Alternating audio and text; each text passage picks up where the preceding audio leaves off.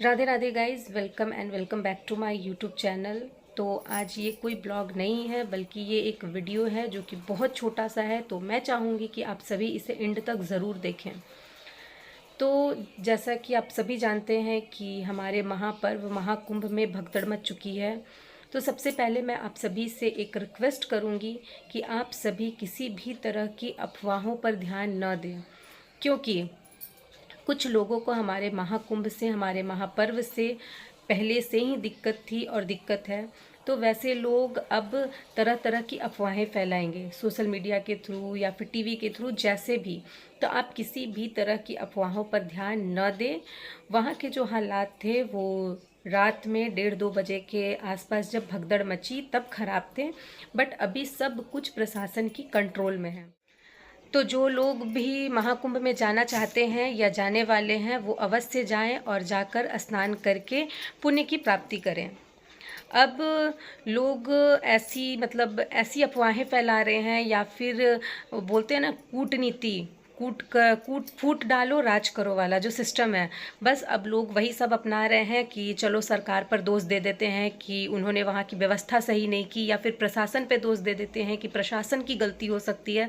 तो गाइस, सबसे पहले तो गलती ना ही प्रशासन की होती है ना ही सरकार की होती है। गलती, अगर मैं गलत बोलूँ तो मुझे माफ़ करना, लेकिन मुझे जैसा लगता है कि गलती वहाँ जो लोग स्नान करने गए हैं उनकी है, क्योंकि हमारे अंदर धैर्य नहीं है, हमारे अंदर संयम नहीं है।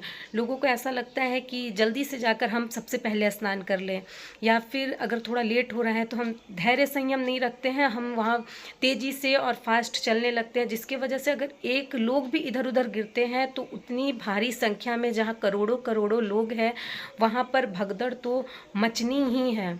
तो जो लोग भी वहाँ पर जा रहे हैं स्नान करने के लिए, वो प्लीज़ अपने अंदर संयम और धैर्य रखें।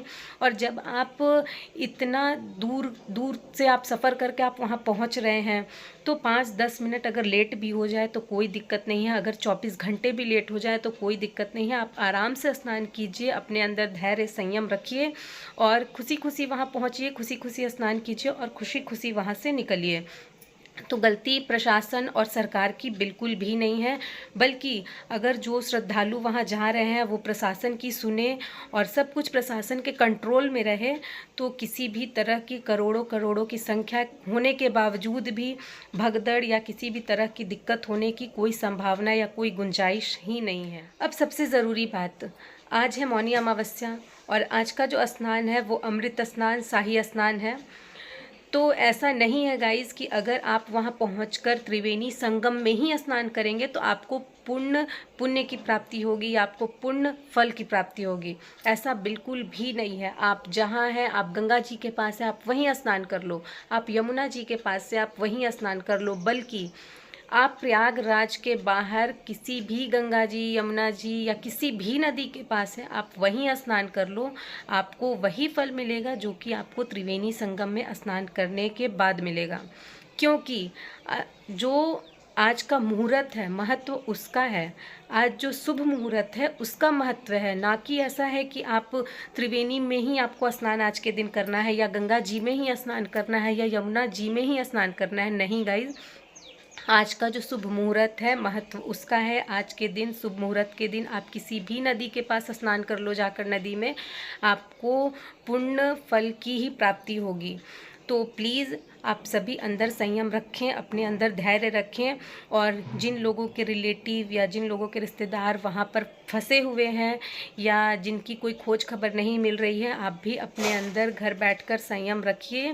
प्रशासन सब कुछ वहाँ संभाल रही है, हमारे योगी आदित्यनाथ जी, हमारे मोदी जी, सब कोई लगे हुए हैं और कुछ भी गलत नहीं होगा किसी के साथ। जो लोग बिछड़ गए हैं उन्हें मिलवा दिया जाएगा, जो लोग भी घायल हुए हैं उन्हें अस्पताल में भर्ती करवाया गया है और उनका ट्रीटमेंट चल रहा है। उनके ठीक होने पर उन्हें भी उनके परिवार वालों से मिलवा दिया जाएगा। उसके बाद मैंने न्यूज़ में सुना कि कुछ लोगों की जान भी चली गई है, तो उनकी आत्मा को भगवान शांति दे और उनके परिवार वालों को ये सब सहने की शक्ति दे, हिम्मत दे। इससे ज़्यादा इस मैटर पर मैं कुछ नहीं बोलना चाहूँगी, क्योंकि गाइस, जिस पर बीतता है, जिसके साथ ये घटना घट गई है, वही उसके दर्द को समझ सकता है, हम आप नहीं समझ सकते हैं।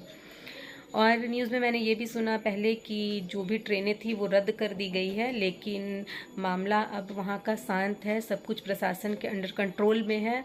तो रेलवे का ये बड़ा ऐलान आया कि नहीं, कोई भी ट्रेन रद्द नहीं की जाएगी। लगभग 360 से ज़्यादा ट्रेनें चलेंगी। सो आप सभी अगर महाकुंभ में स्नान करने जाना चाहते हैं तो आप बिल्कुल जाइए, लेकिन धैर्य और संयम के साथ जाइए।